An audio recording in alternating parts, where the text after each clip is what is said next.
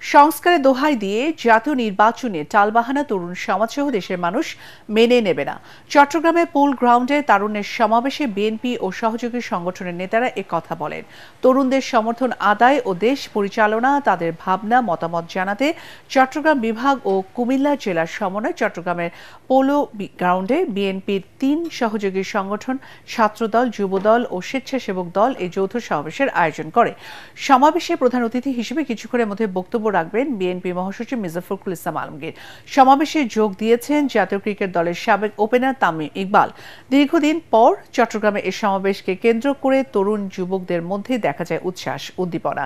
তারুণ্যের রাজনৈতিক অধিকার প্রতিষ্ঠায় এ সমাবেশে বিএনপির ঘোষিত ৩১ দফায় তরুণদের জন্য ভবিষ্যৎ পরিকল্পনার নতুন বার্তা আসবে বলে আশা নেতাদের।